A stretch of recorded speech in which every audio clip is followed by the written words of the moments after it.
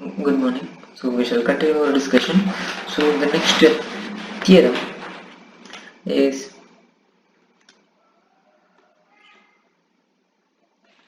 theorem says if A less than S than B, F is bounded. F is bounded on a closed interval A comma B. F is continuous at S. F is continuous at S. Yeah, F is continuous at S and alpha of x equal to I of x minus s, then f belongs to R of alpha on closed interval a comma b, and integration a to b f d alpha is equal to f of s. Let's see the proof. So before proving this, what is this I of s? I of x minus s. So it's a unit step function, and the general definition is it's a function defined on R such that phi of x is equal to 0 if x is less than or equal to 0, and it is 1 if x is greater than 0. And this is general definition of this I, that is a unit step function. So now consider the partition. So I need to show that f belongs to R of alpha. So consider the partition.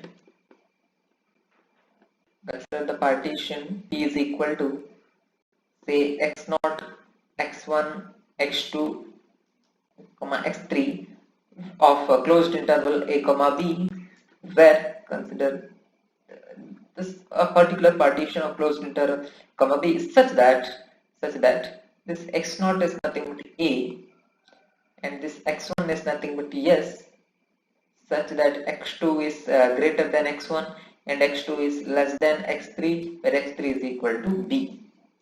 Then what is LPF alpha with respect to this partition P?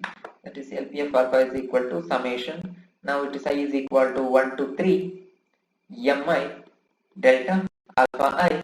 So just expand. This is m1.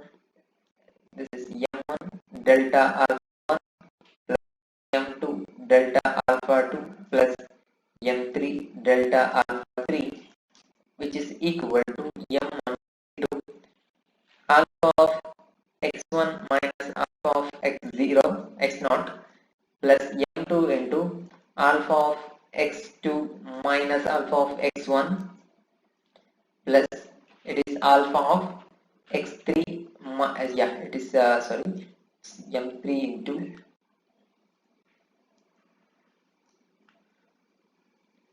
is m3 into alpha of x3 minus alpha of x2.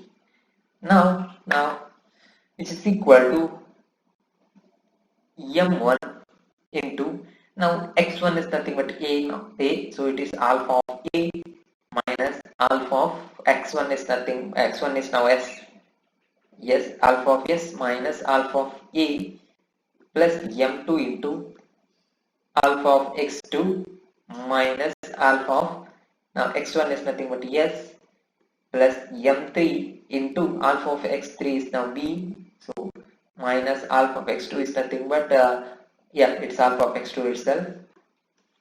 So we have alpha of x is nothing but I of x minus s. Now which is, so this equation becomes, using this equation becomes, so it's m1 into alpha of s. Alpha of s will be I of s minus s, and it is I of 0. I of 0 is 0, so it is m1 into 0 minus alpha of a. Alpha of a will be I of a minus s. Now observe this a is less than s. This a is less than s.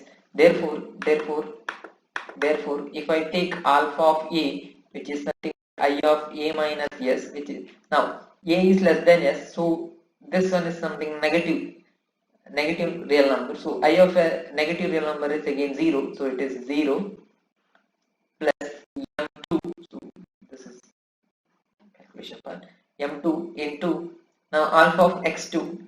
Alpha of x2 is again alpha of x2. So alpha of x2 is equal to I of x2 minus S. Now S is less than x2. S is less than x2. So x2 minus S is a positive quantity. So this must be equal to then 1. So this m2 into 1 minus. Now again alpha of S is again 0 plus m3 into alpha of B. Alpha of B will be alpha of B is equal to I of B minus S. Now since B is greater than S, this one is positive quantity, hence it is equal to 1. So it is 1 minus. Now alpha of x2, you have already seen it is alpha of x2. Alpha of x2 is equal to I of x2 minus S. Now S is less than, so it is less than x. S is less than x2, so it is positive quantity. So it's therefore I of x2 minus S, that is alpha of x2 is equal to 1. So it is 1 minus 1. So we remain with just m2.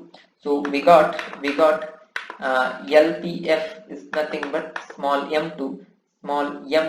Similarly, we will get UPF alpha, which is equal to capital M2, and yeah, small m2 is nothing but now it is a infimum of f of x, where x is in between x1 and x2, and what is x1? It is nothing but s. Okay, similarly m2 is nothing but it is supremum of f of x, where x lies between s and that is x1 is nothing but s, and x2. Now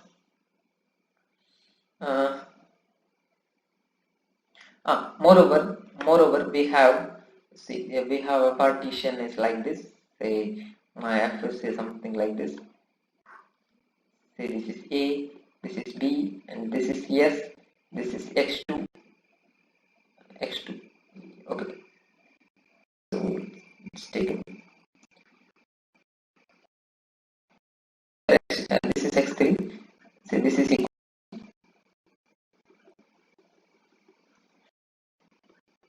Yeah. Now f of x is m2 is a maximum value in the interval this, and small m2 is a minimum value in this interval. Therefore, this f of s is lies between greater than or equal to minus small m and less than or equal to capital M2, small m2, and f of s is greater than or equal to small m2 and less than or equal to capital M2. Let script m denote the collection of all partitions of closed interval a comma b of the above considered form.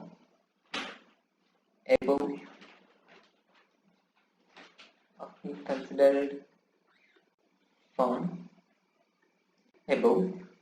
So M is a collection of all partition of closed interval a comma b of this form, where x0 is a, x1 is s, and x2 is and a number between x1 and greater than x1 and x3 is nothing but b. So using this then, with respect to this partition mu, so if I take the supremum with respect to the collection mu, if I take the supremum of LPF alpha, now observe this P varies over not all the partitions of closed interval a comma b. Here this P varies over this mu. This nothing but this part. I'm taking supremum over all the partitions of the form x1, x2, x3, x4. then also this is less than or equal to f of s, which is also less than or equal to infimum of UPF alpha, UPF alpha, where p varies over mu, Now to show my supremum of LPF alpha, which is where p belongs to mu, is equal to f of s, and which is equal to infimum of UPF alpha, where p belongs to this capital scriptium. So we shall show this one first. So let's take supremum of p belongs to L of pf alpha is equal to k. So it is enough to show that k is equal to f of s. Suppose k is not equal to f of s. Then this k will be less than or equal to f of s. K will be less than or equal to f of s. Yes, sorry, less than, not less than or equal to, it is less than f of s, because see k is supremum of this, therefore k is the least greatest upper bound of this. So what is the relation between LPF alpha and k? Then it is less than or equal to k. So I need to show they are equal. So suppose it is not equal, then it is k is less than f of s. K is less than f of s. This implies that is f of s minus k is greater than 0. Now let's take epsilon is equal to f of s minus k greater than 0. Now since my f is continuous at since f is continuous at so there exists a delta greater than 0, such that for all x belongs to closed interval a comma b, with modulus of x minus s less than delta implies modulus of f of x minus modulus of f of x minus modulus of f of x minus f of s is less than my given epsilon. Now we may assume that my this s minus delta comma s plus delta using this is contained in closed interval a comma b. Choose x2 belongs to open interval s comma s plus delta, and consider the partition p is equal to x0, x1, x2, x3 as above. As above means x0 is a, x1 is equal to s, and x3 is equal to b, and x2 lies between x1 and x3. Moreover, this x2 is chosen in such a way that it lies in the interval s comma s plus delta. Then what is m2? Small m2 is nothing but infimum of f of x in the interval s less than or equal to x2, which is always less than or equal to k, because my k is less than or equal to k is supremum of LPF alpha. Therefore LPF alpha is always less than or equal to k, and LPF alpha is nothing but m2, small m2. Therefore m2 is less than or equal to k, but we are assuming that it is not equal, so it is less than k. So therefore this is less than or equal to k. Maybe suppose no, not maybe, it is less than or equal to k. Now that is small m2 is equal to infimum of so we shall write in terms of set notation, it is infimum of f of x, such that where x lies between s and x2, and this one is less than or equal to k. Now since infimum of the set is less than or equal to k, this k cannot be an lower bound of this set. This k cannot be a lower bound of this set. That means there exists an element in this set, that there exists an say x dash such that this x dash lies between s and x2 such that there exists an x dash with between s and x2 such that f of x dash is less than k, correct. Yes, it's less than or equal to k. And it cannot be an lower bound. It cannot be a lower bound. Okay, now x dash is belongs to s comma x2 where it is contained in s minus delta comma s plus delta. Therefore we can say x dash difference between x and x dash and s is less than delta. So this implies by the continuity of f at s we get f of s dash modulus of f of x dash minus f of s is less than epsilon. Epsilon is nothing but now it is f of s minus k, f of s minus k. That is, we have f of s minus f of x dash is less than f of s minus k. So we get f of x dash is less than minus k, and that is we get f of x dash is greater than k, which is a contradiction to this fact that f of x dash is less than or equal to k. Therefore my k must be equal to f of s. K must be equal to f of s. Therefore I got k is equal to, that is supremum of LPF alpha, where p varies over this m. This must be equal to f of s, which is similarly equal to infimum of UPF alpha, where p varies over this m. Now we have uh, f of s equal to is equal to supremum of LPF alpha, where p belongs to this m, which is less than or equal to supremum of LPF alpha. Now see here we are considering supremum over all the partitions of closed interval a comma b. Here we consider the partition supremum over the all partitions of the form which we mentioned in the beginning of the proof. So therefore this one is always less than or equal to supremum of LPF alpha. Always supremum of LPF alpha always less than or equal to infimum of UPF alpha, which is always again less than or equal to, it is infimum of UPF alpha, where p varies over m, which is equal to f of s. Now this too implies my supremum of LPF alpha must be equal to infimum of UPF alpha, which is nothing but f of s. Therefore f belongs to R of alpha on closed interval a comma b, and moreover integration a to b f d alpha in this case must be equal to f of s.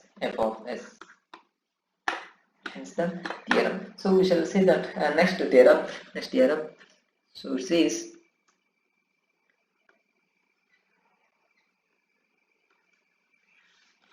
suppose Cn is greater than or equal to 0. Cn greater than or equal to 0 for n equal to 1, 2, 3, so on. Summation Cn n is equal to 1 to infinity, that is series Cn converges sequence Sn is a sequence of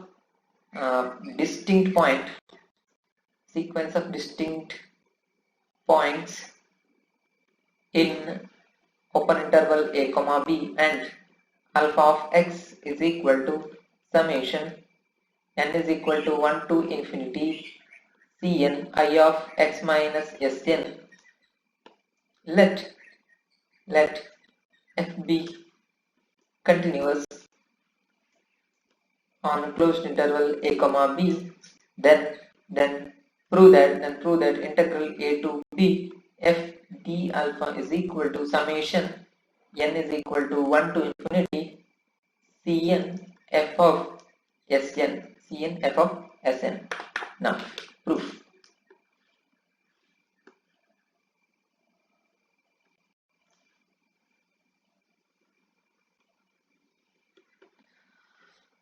Okay, given that Cn is greater than or equal to 0 when n is equal to 1, 2, 3, so on, and given that the series Cn converges, also alpha of x is nothing but summation n is equal to 1 to infinity Cn I of x minus Sn. We have seen what is I of x minus Sn in the previous result, when Sn is a sequence of points in open interval a comma b. Now observe that 0 is always less than or equal to Cn into I of x minus Sn.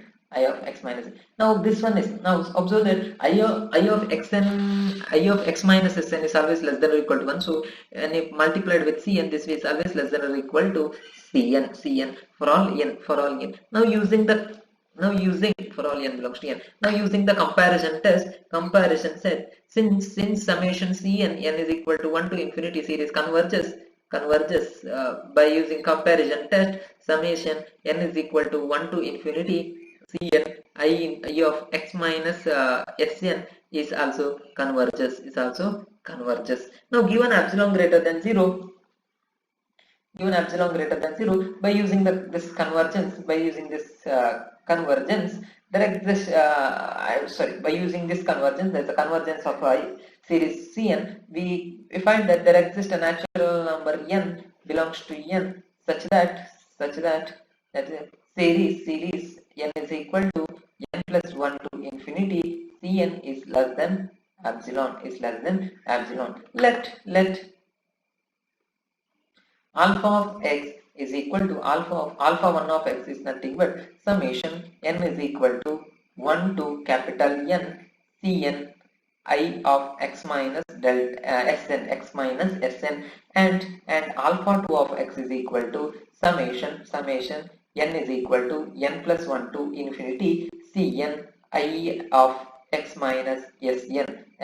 Then we observe that alpha is equal to alpha 1 plus alpha 2 on closed interval a comma b, because my alpha is nothing but summation I is equal to 1 to infinity, that is series Cn I of x minus Sn. Since f is continuous, on closed interval a comma b f belongs to R of alpha on closed interval a comma b. This is known by our previous discussion. That is, whenever I have a continuous function, it's Riemann still just integrable, and integration a to b f d alpha, which is equal to integration a to b f d alpha 1 plus alpha 2 using the properties of integral. This is nothing but integration a to b f d alpha 1 plus integration a to b f d alpha 2. Now alpha 1 of x is nothing but summation n is equal to 1 to capital N Cn I of x minus Sn. Now let take phi n of x is nothing but I of x minus Sn, phi of x. Then my alpha 1 of x becomes, it is summation n is equal to 1 to capital N Cn phi n of x. Therefore integral a to b f d alpha 1, which is nothing but f d alpha 1, which is nothing but integration a to b f d of, now alpha 1 is nothing but summation here we have alpha 1 of x, it is alpha. This implies alpha 1 is nothing but summation n is equal to 1 to capital N Cn xi n. So this is nothing but Cn xi n. Now which is nothing but summation n is equal to 1 to capital N, summation n is equal to 1 to capital N integration a to b f d of Cn xi n. Now taking Cn outside using the properties of integral, this one is nothing but summation n is equal to 1 to n, it is Cn into integration a to b f d psi n, Now if you observe this one is nothing but summation n is equal to 1 to n Cn integration a to b f of now d psi n is nothing but d of I it is I of x minus Sn, I of x minus Sn. Now using my previous result, if alpha is equal to alpha of x is equal to I of x minus s, then this must be equal to n is equal to 1, summation n is equal to 1 to capital N Cn into it f of Sn. So we got it is summation n is equal to 1 to capital N Cn into f of Sn. Now take capital M is equal to supremum of modulus of f of x, where x lies between a and b. Then integration a to b f d alpha 2, that's modulus of this always less than or equal to m into alpha 2 of b minus alpha 2 of a, because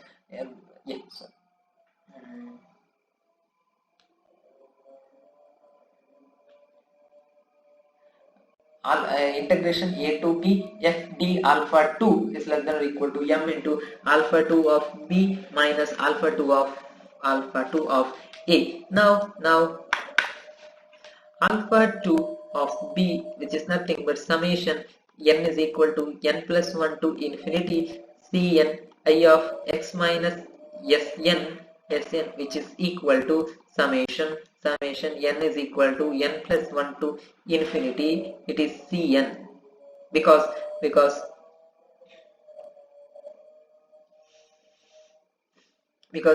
Sn is a sequence in open interval a comma b, therefore a is less than Sn, Sn is less than b for all n belongs to n, therefore this one is less than, hence moreover using the convergence of Cn, this one is less than epsilon after this n. Now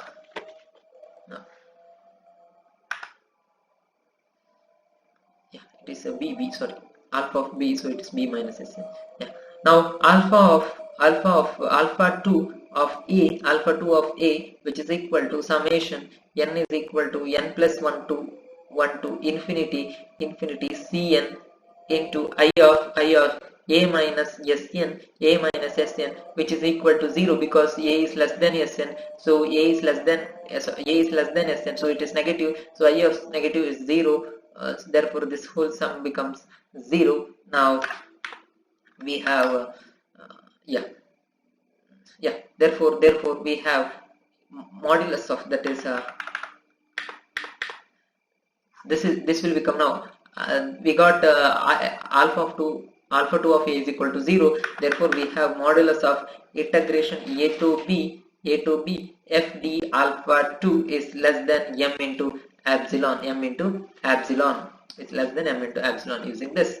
Now thus modulus of integration a to b f d alpha minus summation n is equal to 1 to capital N Cn f of Sn, which is equal to integration a to b f d alpha 1 plus integration a to b f d alpha 2. Now this one we have it as minus integration a to b f d alpha 1 so this one is equal to modulus of integration a to b f d alpha 2. Moreover, we have this one is less than m into epsilon. This holds for